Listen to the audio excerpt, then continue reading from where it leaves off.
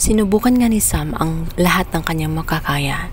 Naroon na ngang lumuhod siya sa harapan nitong si Aurora. Sinabi nito na walang kasalanan ng kanyang kapatid. Subalit, sagot naman itong si Aurora na paano niya ipapaliwanag gayong ang ebidensya ang tinutukoy sa kanya. Ang sabi ni Sam ay na-frame up lamang siya at wala talagang kasalanan itong si Francis. Ngunit paano nga ba siya nakakasiguro? Ano naman ang kanyang ebidensya na magpapatunay na walang kasalanan ng kanyang kapatid? Gayong nakuhaan siya ng mga morphines at na-missing pa nga ang morphines na pag-aari din niya. Panito, kung talagang walang kasalanan ng kanyang kapatid na si Francis, ay hayaan niya ang otoridad ang magsabi nito dahil lalabas siya ng kulungan kung wala siyang tinatago o kung wala talagang kasalanan itong si Francis. Walang nagawa itong si Sam. Pakiramdam niya ay nabigo na nga siya sa pangako niya kay Francis kung saan gagawin ng lahat para makalabas siya ng kulungan. Lalo't alam nito na siya ang dahilan kung bakit ito nakulong.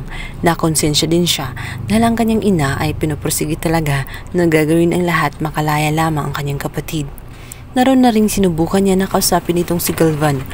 Ngunit si Galvan ay galit din at hindi rin basta-basta papayag sa kanyang gusto. Mahihirapan si Sam lalo't ang morphines na alam niya ay galing kay Francis na ginamit nga niya na siyang nagpapahamak sa kanyang kapatid. Kung kaya't may isa pa siyang naisip dito nga ay nakita niya kasi kung gaano ka-concern si Aurora sa kanyang dinadalang anak, kaya't gagamitin niya ito. Sa sobrang stress at pagod, dito nga ay duduguin nga itong si dahil sa sobrang pag-alala sa kanyang kapatid. Agad-agad ay nakita ito ni Aurora. Balisa si Aurora at napasigaw pa nga siya. Sinabi nito na ano naman ang ginawa nitong si Sam. Lalang alala siya sa kalagayan ng kanyang apo. Sinabihan si ni Amando na kumalma.